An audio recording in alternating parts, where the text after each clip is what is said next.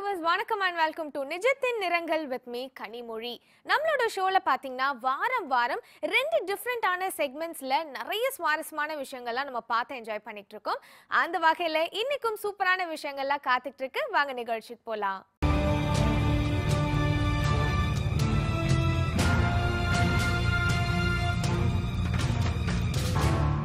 முந்தைய காலங்கள்லாம் பாத்தீங்கன்னா ஒரு பெரிய பிரபலத்தோட லைஃப் ஹிஸ்டரி நமக்கு வந்து தெரியல, அவங்கள பத்தி ஒரு சில விஷயம் தான் தெரியும். பட் ரொம்ப டீடைல்டா தெரியணும் அப்படின்னா அதுக்குன்னு ஒரு சில பேர் பாத்தீங்கன்னா பயோகிராஃபி அப்படிங்கிற புக்ஸ் எல்லாம் அவங்கள பத்தி எழுதுவாங்க. ஸோ அந்த புக்ஸை தான் நம்ம வந்து பயோகிராஃபிக்கல் புக் அப்படின்னு நம்ம சொல்லுவோம். பட் இப்பெல்லாம் பாத்தீங்கன்னா நிறைய பேர் படிக்கிறத விட அதை படமா பார்த்தா நல்லா இருக்குமே அப்படின்னு சொல்லி ரொம்ப தொலைநோக்கு பார்வையா யோசிக்கிறோம் இல்லையா? ஸோ அதனாலவே பாத்தீங்கன்னா ஒரு பிரபலம் இருக்காங்கன்னா அவங்களோட லைஃப் ஹிஸ்டரி பத்தி படமா இப்பெல்லாம் எடுக்கிறாங்க. ஸோ அதுதான் வந்து பயோகிராஃபிக்கல் மூவி அப்படின்னு சொல்றாங்க, பயோகிராஃபிக்கல் பிக்சர். ஸோ அதை சுருக்கமா நம்ம வந்து பயோபிக் அப்படின்னு சொல்லிட்டு இருக்கோம். இது முதல் முறையா பாத்தீங்கன்னா வந்து அமெரிக்கன்ஸ் தான் இந்த மாதிரி ஸ்டார்ட் பண்ணினாங்க. அதுக்கப்புறம் இப்போ இந்தியாவிலும் பாத்தீங்கன்னா நிறைய பயோகிராஃபிக்கல் மூவிஸ் வந்துகிட்டு தான் இருக்கு. நிறைய நம்மளே பார்த்திருக்கோம். பெரிய பெரிய பிரபலங்கள் பத்தி நம்ம படத்தை பார்க்கும்போது தான் அவங்களோட லைஃப்ல இப்படிலாம் ஒரு கஷ்டம் இருந்ததா, இல்ல இவ்வளோலாம் அவங்க சாதனை பண்ணிருக்காங்களா, இவ்வளோலாம் எவ்வளோலாம் அச்சீவ் பண்ணிருக்காங்க பாத்தீங்களா அப்படிங்கிற விஷயத்த நம்ம அந்த படங்களை பார்த்து தெரிஞ்சுக்கிறோம் இல்லையா? அது மட்டும் பயோகிராஃபிக்கல் பிக்சர்னா என்ன? ஒருத்தவங்களோட லைஃப்ல நடந்த உண்மையான விஷயத்தையோ இல்ல நமக்கு தெரியாத பல்வேறு விஷயத்தையோ வந்து அவங்களோட லைஃப்ல நடந்ததை பத்தி அதை படமா கொடுத்துட்டு இருக்காங்க. ஸோ புக்கா படிக்கிறது எந்த அளவுக்கு இன்ட்ரெஸ்டிங்கா இருக்குமோ அதை வந்து ஒரு 3 மணி நேரம் படத்துல பாக்குறதும் வந்து ஜம்முன்னு நம்ம பார்த்துக்கிட்டு என்ஜாய் பண்ணிட்டு இருக்கோம் அப்படின்னு தாங்க சொல்லலாம்.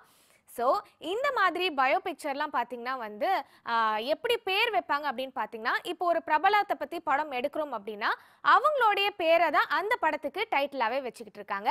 ஸோ பயோ பிக்சர் உருவான கதை இதுதான். பேய்ப்பட சீசன் போல இது அரசியல் தலைவர்களோட பயோபிக் சீசன். ஆம், பாலிவுட், கோலிவுட், டோலிவுட் என அனைத்து உட்புறங்களையும் சமீபமாக ஆக்கிரமித்திருப்பது அரசியல் தலைவர்களை பற்றிய வாழ்க்கை வரலாற்று படங்கள்தான். அரசியல்வாதிகள் படங்களை பொறுத்தவரை இதற்கு முன்பு கூட பெரியார், காமராஜர் போன்ற மறைந்த பெரும் தலைவர்களின் பெருமையை அவர்களது வாழ்க்கை வரலாற்று படங்கள் சொல்லி இருக்கிறது. ஆனால் தற்போது மறைந்த தலைவர்கள் வரலாற்று படம் மட்டுமல்லாது ட்ரெண்டிங்கில் இருக்கும் அரசியல் தலைவர்களின் பயோபிக் தயாராகி வருகிறது என்பதுதான் ஹைலைட். பயோபிக் முதல்ல யாரை பத்தி பார்க்க போறோம் அப்படின்னு பாத்தீங்கன்னா, இவர் வந்து ஏழைகளின் தலைவன், ஒரு மாநிலத்தின் முதலமைச்சர். இவர் நடிகர், அது மட்டும் இல்லாம தயாரிப்பாளரா, இயக்குனரா பல ரூபங்கள் வந்து எடுத்திருக்காரு. ஸோ இவர் தான் யார் அப்படின்னு பார்த்தீங்கன்னா என்டிஆர் அப்படிங்கிற என்டி ராமாராவ். ஸோ இவர் பிறந்த வருடம் என்ன அப்படின்னு பார்த்தீங்கன்னா 28 மே 1923ஆம் ஆண்டில் பிறந்திருக்காரு. அண்ட் இவர் பார்த்தீங்கன்னா Nandi award, Filmfare award and Padmashri award போன்ற பல விருதுகளை வாங்கி குவிச்சிருக்காரு. இவரை பார்த்தீங்கன்னா ஆந்திர மாநிலத்தோட கடவுள் அப்படின்னு சொல்லுவாங்களாம்.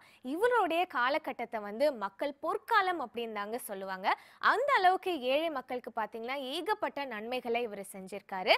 ஸோ இவரோட பயோகிராஃபிக்கல் பிக்சர் ரீசெண்டாக வந்திருந்தது. அந்த படத்தோடைய டைட்டில் என்ன அப்படின்னு பார்த்தீங்கன்னா என்டிஆர் மகாநாயகுடு அப்படிங்கிறது தான் இந்த படத்தோட டைட்டில். இது எப்போ ரிலீஸ் ஆச்சு அப்படின்னு பார்த்தீங்கன்னா இந்த ஜான்வரி 9, 2019 தாங்க இந்த படம் வந்து ரிலீஸ் ஆகியிருந்தது. அண்ட் என்டிஆர் வேடமிட்டு நடிச்சது யார் அப்படின்னு பார்த்தீங்கன்னா என்டிஆரோட மகனான பாலகிருஷ்ணன் தான் இந்த படத்துல வந்து என்டிஆரா நடிச்சிருந்தாரு. அண்ட் இந்த படத்தோட கதை, திரைக்கதை, இயக்கம் யார் அப்படின்னு பார்த்தீங்கன்னா இயக்குனர் கிரிஷ். தமிழகத்துல எம்ஜிஆரை போலவே ஆந்திர பட உலகிலும் அரசியலிலும் முடிசூடா மன்னனாக விளங்கியவர் என்டி ராமராவ். அரசியல்ல யாரும் தொட முடியாத இடத்திற்கு சென்ற அவரை பாமர மக்கள் தெய்வ நிலைக்கு உயர்த்தி வழிபட்டனர். அவரது வாழ்க்கை வரலாற்று சம்பவங்களின் தொகுப்பாக என்டிஆரின் கதாநாயகுடு படம் 2 பாகங்களா உருவாக்கப்பட்டுள்ளது.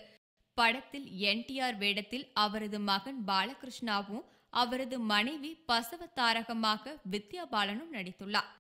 இவர்களை தவிர சந்திரபாபு நாயுடு கேரக்டரில் ராணா உள்ளிட்ட பலர் நடித்து முதல் பாகம் வெளியான நிலையில் பாலகிருஷ்ணா நடிப்பை பாராட்டினார்களே தவிர படம் பெரிதாக கல்லா கட்டவில்லை. 70 கோடி ரூபாய் பட்ஜெட்ல பாலகிருஷ்ணா தயாரித்த இந்த படம் ரூபாய் 25 கோடி தான் போனி செய்திருக்கிறது. 45 கோடி ரூபாய் நஷ்டமா. இதனால் 2ஆம் பாகம் வெளியாவதில் சிக்கல் ஏற்பட்டுள்ளது. இதில் வேடிக்கையான விஷயம், என்டிஆரின் வாழ்க்கை வரலாற்று படத்தை இயக்குனர் ராம்கோபால் வர்மாவும் வேறு கோணத்தில் இயக்கியுள்ளார். லட்சுமி என்டிஆர் என்று இந்த படத்திற்கு பெயரிட்டுள்ள அவர் என்.டி. ராமராவின் இரண்டாவது மனைவி லட்சுமியின் பார்வையில் கதை சொல்லியிருக்கிறாராம். இந்த வெர்ஷனில் என்டிஆரை பற்றி வெளியுலகில் யாருக்கும் தெரியாத செய்திகளை சொல்லப் போவதாக மல்லு கட்டி கொண்டு நிற்கிறார் ராம்கோபால் வர்மா. நம்ம பயோபிக்ல அடுத்ததா யாரை பத்தி பார்க்க போறோம் அப்படின்னு பாத்தீங்கன்னா, பாகிஸ்தான் மண்ணுல பிறந்து இந்தியாவோட பிரதமர் ஆனாரு. ஸோ இவரு தான் பாத்தீங்கன்னா அமைதியின் மொத்த சொரூபமாவே இருந்தாரு அப்படின்னு கூட சொல்லலாம். ஸோ யார் அவர் அப்படின்னு பாத்தீங்கன்னா, 13ஆம் பாரத பிரதமர் பத்ம விபூஷன் மன்மோகன் சிங் அவர்கள். ஸோ இவர் பிறந்த நாள் என்ன அப்படின்னு பாத்தீங்கன்னா 26 செப்டம்பர் 1932 ஆண்டுல இவர் பிறந்தாரு. எங்க பிறந்தாரு அப்படின்னு பாத்தீங்கன்னா, இப்போ பாகிஸ்தான்ல இருக்கக்கூடிய பஞ்சாப்ல சீக்கிய குடும்பத்துல இவர் பிறந்தாரு. இவர் பாத்தீங்கன்னா ஒரு சிறந்த வணிக வல்லுனர் அப்படின்னு சொல்றாங்க. அது மட்டும் இல்லாம ஏகப்பட்ட விருதுகள் வாங்கியிருக்காரு. ஃபார் எக்ஸாம்பிள் பாத்தீங்கன்னா Padma Vibhushan, Adam Smith prize போன்ற பல விருதுகளை இவர் வாங்கியிருக்காரு. பத்ம விபூஷன் மன்மோகன் சிங் அவர்களுடைய பயோ பிக்சரோட நேம் என்ன அப்படின்னு பாத்தீங்கன்னா தி ஆக்சிடென்டல் பிரைம் மினிஸ்டர். இந்த படம் எப்போ ரிலீஸ் ஆச்சு ஹிந்தில அப்படின்னு பாத்தீங்கன்னா 11th ஜனவரி 2019 இந்த படம் ஹிந்தில ரிலீஸ் ஆச்சு. அதே மாதிரி 18th ஜனவரி 2019 பாத்தீங்கன்னா இந்த படம் தமிழ் மற்றும் தெலுங்குல ரிலீஸ் ஆச்சு. இந்த படத்துல மன்மோகன் சிங் அவர்களுடைய கேரக்டர்ல நடிச்சிருக்கிறது யார் அப்படின்னு பாத்தீங்கன்னா அனுபம் கேர் அவர்கள் நடிச்சிருக்காங்க. முன்னாள் பிரதமர் மன்மோகன் சிங்கின் ஊடக ஆலோசகராக இருந்த சஞ்சயா பாரு எழுதிய தி ஆக்சிடென்டல் பிரைம் மினிஸ்டர் புத்தகத்தை அடிப்படையாக கொண்டு அதே பெயரில் ஹிந்தியில படம் எடுக்கப்பட்டது. இந்த படம் மன்மோகன் சிங்கையும் காங்கிரஸ் கட்சியையும் கடுமையாக விமர்சிக்கும் வகையில் இருந்தது. அறிமுக இயக்குனர் விஜய் தத் இயக்கத்துல மன்மோகன் சிங் வேடத்துல அனுபம் கேர், சோனியா காந்தியாக சூசன் பெர்னெட்டும், ராகுல் காந்தியாக அர்ஜுன் மாத்தூரும், பிரியங்கா காந்தியாக அஹானாவும் நடித்திருந்தனர். இதில் அனுபம் கேர் மற்றும் மன்மோகன் ஊடக ஆலோசகர் வேடத்தில் நடித்த அக்ஷய் கண்ணா இருவரும் தீவிர பாஜக ஆதரவாளர்கள். படம் ரிலீஸ் ஆன நிலையில் படத்தில் நடித்த நடிகர்கள் மீது காங்கிரஸ் கொடுத்த புகாரில் 14 பேர் மீது கேஸ் ஃபைல் செய்திருக்கிறார்களாம். இதில் கொசுறு தகவல் என்னவென்றால் படம் எதிர்பார்த்த அளவுக்கு வெற்றி பெறவில்லை. நம்ம பயோபிக்ல அடுத்ததா பார்க்க போறவர் யார் அப்படின்னு பாத்தீங்கன்னா, இவர் ஒரு கார்ட்டூனிஸ்டா இருந்தாரு. அதுக்கப்புறமா ஒரு ஜேர்னலிஸ்டா உருவெடுத்தாரு. தன்னுடைய மாநில மக்களுக்கு தன்னுடைய மாநிலத்துல முதல் உரிமை கொடுக்கணும் அப்படின்னு சொல்லிட்டு போராடினாரு. ஸோ இவர் தான் பாத்தீங்கன்னா சிவசேனா கட்சியோட நிறுவனரா இருந்த பாலகேஷவ் தாக்கரே. தாக்கரே எப்போ பிறந்தாரு அப்படின்னு பாத்தீங்கன்னா 23rd ஜனவரி 1926ல இவர் பிறந்திருந்தாரு. ஸோ இவர் பாத்தீங்கன்னா முதல் அதாவது ஆரம்ப காலகட்டத்தில் ஃப்ரீ பிரஸ் ஜேர்னல் அப்படிங்கிற பத்திரிகை நிறுவனம்ல கார்ட்டூனிஸ்டா இருந்தாரு. ஸோ அந்த காலகட்டத்தில் பாத்தீங்கன்னா இவர் வேலை தட்டுப்பாடு இருந்தது. ஸோ தன்னுடைய மாநிலத்தில் இருக்கக்கூடிய மக்களுக்கு தான் முதல் உரிமை கொடுக்கணும் அப்படின்னு சொல்லிட்டு போராடினாரு. இதனாலவே பாத்தீங்கன்னா தென்னிந்திய மக்களுடைய எதிரானவர் அப்படிங்கிற கருத்தும் பரவலா இருந்துகிட்டு தாங்க இருக்கு. சோ இவருடைய பயோ பிக்சர் ரீசெண்டா வெளிவந்தது. இந்த பயோ பிக்சரோட நேம் என்ன அப்படின்னு பாத்தீங்கன்னா அவருடைய பேர்ல இருக்கக்கூடிய தாக்கரே அப்படிங்கிற பேரை தான் இந்த பயோ பிக்சருக்கு டைட்டிலா வச்சிருக்காங்க. சோ இந்த படத்தை எப்போ ரிலீஸ் பண்ணாங்க அப்படின்னு பாத்தீங்கன்னா அவருடைய 93rd பர்த்டே அன்னைக்கு ரிலீஸ் பண்ணாங்க. பாஜகவின் தோழமை கட்சியான சிவசேனாவுக்கு ஆதரவாக எடுக்கப்பட்ட படம் தாக்கரே. இதில் பால் தாக்கரே கதாபாத்திரத்தில் நவாசுதீன் சித்திக் நடிச்சிருந்தார். மராட்டிய மாநிலத்தில் கார்ட்டூனிஸ்டாக இருக்கும் தாக்கரே மராட்டியர்களை ஒதுக்கும் பிற மாநிலத்தவர்களை வெறுக்கிறார். தனியாக பத்திரிகை தொடங்கி மேடை பேச்சுகளால் புகழ் பெறுகிறார். மராட்டியர்கள் உரிமைக்காக அவர் சிவசேனா என்ற அமைப்பை தொடங்க அது வலதுசாரியில் மாபெரும் அரசியல் கட்சியாக வளர்ந்து நிற்கிறது. கூடவே பால் தாக்கரேவின் இனவெறி, சர்வாதிகார மனப்போக்கை முட்டுக் கொடுத்து சரிக்கட்ட பார்க்கும் படம் பிளாக் அண்ட் ஒயிட் காம்போவில் காட்சிகளை வடிவமைத்திருப்பார்கள்.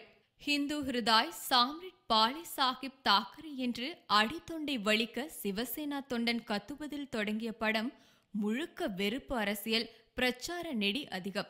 அதிலும் லுங்கியை உருவிவிட்டு அடிக்கணும் என்ற வசனம் தமிழர்களை நேரடியாக தாக்குகிறது.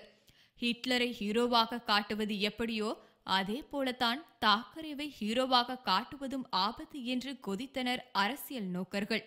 நம்ம பயோபிக்ல அடுத்ததா பார்க்க இருக்கிறோம் பாத்தீங்கன்னா தன்னுடைய வாழ்க்கையவே இயக்கத்துக்காக அர்ப்பணிச்சாரு. 8 வயதிலே பாத்தீங்கன்னா இயக்கத்துல சேர்ந்துட்டாரு. அண்ட் அதுக்கு முன்னாடி பாத்தீங்கன்னா அவருடைய அப்பாக்கு உதவி செய்யற விதமா அப்பா கூடவே வந்து டீ கடையில வேலை பார்த்தாரு. அண்ட் அது மட்டும் இல்லாம அவருக்கு திருமண வாழ்க்கையில பெருசா ஈடுபாடு இல்லாத காரணத்தினால 2 ஆண்டுகள் இந்தியாவை வந்து சுற்றுப்பயணம் மேற்கொண்டாரு. 2001ஆம் ஆண்டுல பாத்தீங்கன்னா ஆர்எஸ்எஸ் இயக்கத்தை சார்ந்த பிஜேபி கட்சியில போட்டியிட்டு குஜராத் மாநிலத்துல வந்து முதலமைச்சரா வெற்றி பெற்றாரு. அவர் தான் யார் அப்படின்னு பாத்தீங்கன்னா நம்மளுடைய பாரத பிரதமர் நரேந்திர மோடி அவர்கள். இந்தியாவையே புரட்டி போடுற அளவுக்கு அவர் பார்த்தீங்கன்னா பல திட்டங்களையும் பல முடிவுகளையும் அவர் கொண்டு வந்தாரு. ஸோ இவருடைய வாழ்க்கை வரலாற்றை பார்த்தீங்கன்னா பயோபிக்காக எடுத்திருக்காங்க. அந்த பயோபிக்கோட நேம் என்னன்னு பார்த்தீங்கன்னா பிஎம் நரேந்திர மோடி. ஸோ இந்த பயோபிக்ல வந்து யாரு பிஎம் நரேந்திர மோடியா நடிச்சிருக்காங்க அப்படின்னு பார்த்தீங்கன்னா விவேக் ஓபராய் நடிச்சிருக்காரு. இந்த படம் வந்து இனிமே தாங்க ரிலீஸ் ஆக போகுது. இந்த படம் ஆக்சுவலாக ஆல்ரெடி ரிலீஸ் ஆக வேண்டியது. பட் எலெக்ஷன் காரணத்தினால இந்த படத்தினுடைய ரிலீஸ் டேட்டை வந்து தள்ளி வச்சிருக்காங்க. ஸோ இப்போ எலெக்ஷன்லாம் முடிஞ்சிருச்சு, இனி இந்த படம் ரிலீஸ் ஆகும் அப்படின்னு சொல்லிட்டு வெயிட் பண்ணலாம். பிரதமர் மோடியின் வாழ்க்கையை மையமாக கொண்டு பிஎம் நரேந்திர மோடி என்ற பெயரில் பயோபிக் திரைப்படம் தயாராகிறது. இந்த படத்தில் மோடி கதாபாத்திரத்தில் பிரபல நடிகர் விவேக் ஓபராய் நடிக்கிறார். மேரி கோம், சரப்ஜித் போன்ற பயோபிக் படங்களை இயக்கிய ஓமங் குமார் இந்த படத்தை இயக்குகிறார். படத்தில் அமித்ஷா கேரக்டரில் நடிக்க பிரபல நடிகர் மனோஜ் ஜோஷி ஒப்பந்தம் செய்யப்பட்டுள்ளார். படத்தின் ஃபர்ஸ்ட் லுக் போஸ்டரில் விவேக் ஓபராய் அடையாளம் தெரியாத அளவுக்கு மோடியாகவே மாறியிருந்தார். குஜராத், டெல்லி, ஹிமாச்சல் பிரதேசம், உத்தரகாண்ட் ஆகிய இடங்களில் படப்பிடிப்பு நடப்பதாக படக்குழு கூறுகிறது. எனினும் தேர்தலுக்கு முன்பே படம் ரிலீஸ் ஆகும் என்கிறார்கள். படத்தில் பண மதிப்பிழப்பு நடவடிக்கையால் ஏடிஎம் வாசலில் சாமானியர்கள் பட்ட கஷ்டம், ஜிஎஸ்டி வரியால் சிறு குறு வணிகர்கள் கடையை இழுத்து மூடியது போன்ற காட்சிகள் இடம்பெறுமா என்று தெரியவில்லை. அடுத்த தேர்தலில் எப்படியாவது ஜெயித்து மறுபடியும் பிரதமராக வேண்டும் என துடிக்கும் மோடிக்கு இந்த படம் கை கொடுக்குமா என்று பொறுத்திருந்துதான் பார்க்க வேண்டும். நம்ம பயோபிக்ல அடுத்ததா பார்க்க போறவர் பாத்தீங்கன்னா வந்து ஒரு அரசியல் குடும்பத்துல பிறந்தாரு. 48 வயதானாலும் பாத்தீங்கன்னா இன்னமும் குழந்தை முகத்தோட தாங்க இருக்காரு. அது மட்டும் இல்லாம சிறிய வயதிலே நிறைய உறவுகளை இவர் இருந்தாலும் இப்போ பாத்தீங்கன்னா ஒரு பிரதமர் வேட்பாளரா நிற்கக்கூடிய அளவுக்கு அவர் வந்து உயர்ந்து வந்திருக்காரு அப்படின்னு சொல்லலாம். ஸோ இவர் தான் வந்து மறைந்த பிரதமர் ராஜீவ் காந்தியோட மகன் ராகுல் காந்தி. ஸோ ராகுல் காந்தி இவர் பார்த்தீங்கன்னா 19th ஜூன் 1970 வந்து டெல்லியில் பிறந்தாரு. இவர் வந்து கேம்பிரிட்ஜ் யூனிவர்சிட்டியில் வந்து எம்ஃபில் முடிச்சாரு. இவர் வந்து ஒரு ஸ்பானிஷ் பெண்ணை வந்து காதலிச்சாரு. பட் திருமணம் செஞ்சுக்க முடியல அப்படிங்கிறது கொஞ்சம் வருத்தமான ஒரு விஷயம்தான். ஸோ இவருடைய பயோ பிக்சர் தான் இப்போ ரீசெண்டாக வெளிவர இருக்குங்க. இந்த பயோ பிக்சரோட நேம் என்ன அப்படின்னு பார்த்தீங்கன்னா மை நேம் இஸ் ராகா அப்படிங்கிறது தான் இவருடைய பயோ பிக்சர் நேம். இந்த படத்தை டைரக்ட் பண்ணுறது யார் அப்படின்னு பார்த்தீங்கன்னா காமசூத்ரா 3D படத்தை டைரக்ட் பண்ணின ரூபேஷ் பால இந்த படத்தை டைரக்ட் பண்ணுறாரு. ஸோ இந்த படம் வந்து கூடிய விரைவில் ரிலீஸ் ஆகும் அப்படின்னு சொல்லிட்டு எக்ஸ்பெக்ட் பண்ணலாம். மோடியின் பயோபிக்கை குறிவைத்து உருவாக்கி உள்ளது இந்த படம். காங்கிரஸ் தலைவர் ராகுல் காந்தியின் ஆரம்பகால வாழ்க்கையை சொல்லும் மை நேம் இஸ் ராகா. இந்த படத்தின் டீசர் சமீபத்தில் வெளியாகி நல்ல வரவேற்பை பெற்றது. மை மதர்ஸ் லேப்டாப், செயின்ட் ராகுலா, காமசூத்ரா 3D போன்ற படங்களை இயக்கிய ரூபேஷ் பவுல் ராகுல் காந்தியின் பயோபிக்கை இயக்கியுள்ளார். டீசரில் ராகுல் காந்தியின் சிறுவயது இழப்புகள், இந்திராவை சுட்டுக் கொன்றது, மோடி அமித்ஷாவின் வெறுப்பு போன்ற பல காட்சிகள் வருகிறது. ஒரு காட்சியில் ஒரு பெண்மணி ராகுலிடம் வந்து, உன்னை ஏன் எனக்கு பிடிக்கும் தெரியுமா, உன்னை வெறுத்தவங்களை கூட அவங்க விரும்புகிற தலைவர் நீதான்னு ஒத்துக்க வச்சுட்ட என்று சொல்ல, அதற்கு ராகுல் பார்லிமெண்ட் எஃபெக்டில் கண் அடிக்கிறார். ராகுல் காந்தி யாருடனும் ஒட்டாமல் வெகுஜன கூட்டத்திலிருந்து விலகி இருக்கும் ஒரு குழந்தை. அவர் தன் பாட்டி இந்திரா காந்தி, தந்தை ராஜீவ் காந்தியின் இழப்பை எப்படி கடந்து வந்தார்? ஒரு மனிதன் தன் வாழ்க்கையில் முக்கிய அங்கமாயிருக்கும் மனிதர்களை இழந்த பின் அந்த துயரத்திலிருந்து எப்படி மீண்டு வருகிறான் என்பதே இந்த படத்தின் கதை. மற்றபடி இது ராகுலுக்கு எதிரான படமும் இல்லை, ஆதரவான படமும் இல்லை. இது உண்மைக்கு நெருக்கமான படம் என்கிறார் இயக்குனர். ஆனால் டீசரில் மோடி, அமித்ஷா கேரக்டர்களையும் அரசியல் பிரச்சாரங்களையும் பார்க்கும்போது இது பாஜக மற்றும் காங்கிரஸ் இடையிலான அரசியல் மோதலை சொல்லும் என்று நம்ப வேண்டியுள்ளது. நம்ம பயோபிக்ல அடுத்ததா பார்க்க போறவங்க யார் அப்படின்னு பாத்தீங்கன்னா, இவங்க அவங்களுடைய 2 வயசுல தன்னுடைய தந்தையை வந்து இழந்துட்டாங்க. அவங்களுடைய 10ஆம் வகுப்புல பாத்தீங்கன்னா மாநிலத்தின் முதல் இடத்தை பிடிச்சிருந்தாங்க. கல்லூரி சேர்ந்தாங்க. பட் அன்பார்ச்சுனேட்லி அவங்களுடைய படிப்பை பாதியிலே டிஸ்கண்டினியூ பண்ணிட்டு நடிக்கிறதுக்கு வந்துட்டாங்க. 6 மொழிகள் சரளமா பேச தெரிஞ்ச இவங்களுக்கு பாத்தீங்கன்னா பரதம், குச்சிப்புடி போன்ற நடனமும் வந்து அத்துப்படி அப்படின்னே சொல்லலாம். ஸோ அவங்க தான் நம்மளுடைய மறைந்த முதலமைச்சர் செல்வி ஜெயலலிதா அவர்கள். மறைந்த முதலமைச்சர் செல்வி ஜெயலலிதா அவர்கள் எப்போ பிறந்தாங்க அப்படின்னு பார்த்தீங்கன்னா 24 February 1948ல மைசூர்ல பிறந்திருந்தாங்க. இவங்களுடைய ஸ்கூலிங் எங்க நடந்தது அப்படின்னு பார்த்தீங்கன்னா பெங்களூர்ல இருக்கக்கூடிய பிஷப் காட்டன் கேர்ள்ஸ் ஸ்கூல்ல வந்து இவங்க படிச்சாங்க. அது தொடர்ந்து சென்னைக்கு வந்துட்டாங்க. சென்னையில வந்து சர்ச் பார்க் கான்வென்ட்ல படிச்சாங்க. அவங்களுடைய கல்லூரி பார்த்தீங்கன்னா ஸ்டெல்லா மேரிஸ் காலேஜ்ல ஜாயின் பண்ணாங்க. பட் அங்கே தான் அவங்களுடைய ஸ்டடீஸ் கண்டினியூ பண்ண முடியாம டிஸ்கண்டினியூ பண்ணிட்டு தமிழ் சினிமாக்கு நடிக்க வந்துட்டாங்க. நடிக்க வந்ததுக்கு அப்புறம் ஏராளமான விருதுகள் அவங்க வாங்கினாங்க அப்படின்னு சொல்லிட்டு நமக்கே நல்லாவே தெரியும். அதுக்கப்புறம் பாத்தீங்கன்னா அரசியலுக்குள்ள என்டர் ஆனாங்க. புரட்சி தலைவரோட நல்லாசையில புரட்சி தலைவியா அவங்க வந்து திகழ்ந்தாங்க. புரட்சி தலைவரோட மறைவுக்கு அப்புறமா அந்த கட்சியில அவங்க வந்து ஒரு பெண்ணா இருந்து அந்த கட்சியை வந்து நல்ல ஒரு விதத்துல வந்து வழி நடத்தினாங்க. மக்களால் நான், மக்களுக்காகவே நான் அப்படிங்கறதே அவங்களுடைய தாரக மந்திரம் அப்படின்னு கூட சொல்லலாம். ஸோ இவங்களோட பயோபிக்சர் வந்து எடுக்க போறதா சொல்லியிருக்காங்க. அண்ட் இந்த பயோபிக்சரை எடுக்கிறதுக்காக பல டைரக்டர்ஸ் வந்து போட்டி போட்டுக்கிட்டு இருக்காங்க. பாலிவுட்டை பார்த்து கொண்டு நம்மவர்கள் சும்மா இருப்பார்களா? மறைந்த முன்னாள் முதல்வர் ஜெயலலிதாவின் வாழ்க்கை வரலாற்றை தி அயன் லேடி என்ற பெயரில் படமாக எடுக்கிறார்கள். அதுவும் 1 அல்ல 3 பேர். அதில் முக்கியமானவர்கள் இயக்குனர்கள் கௌதம் வாசுதேவ் மேனன் மற்றும் AL விஜய். ஜெயலலிதா வேடத்தில் நித்யா மேனன், ரம்யா கிருஷ்ணன் நடித்து வருகின்றனர். ஜெயலலிதா சிறுமியாக இருந்து நட்சத்திர நடிகையாக உயர்ந்த வரையில் உள்ள வாழ்க்கை பதிவுகள் மட்டுமே ஒரு பாகமாக உருவாகிறது. செல்வி ஜெயலலிதா என்னும் நான் என்ற கர்ஜனையோடு தமிழக முதல்வராக பலமுறை பதவி வகித்த அவர் யாரும் எளிதில் நெருங்க முடியாத அளவுக்கு சீற்றம் கொண்டவராக இருந்தார். அவரது அதிரடி முடிவுகள் யாரையும் நடுங்க வைக்கும். பல வழக்குகளை மிக சுலபமாக கடந்த அவர் கதையை உண்மைக்கு அருகில் சென்று படமாக்க முடியுமா என்பது கேள்விக்குறிதான். இன்னைக்கு நம்ம நிஜத்தின் நிறங்கள் ஷோல ரொம்பவே இன்ட்ரெஸ்டிங்கான செக்மெண்ட் பார்த்து கண்டிப்பா என்ஜாய் பண்ணிருப்பீங்கன்னு நம்புறேன். இதே மாதிரி வேற ஒரு சூப்பரான இன்ஃபர்மேஷன்ஸோட நான் உங்களை வந்து சந்திக்கிறேன். அதுல this is Kanimozhi signing off.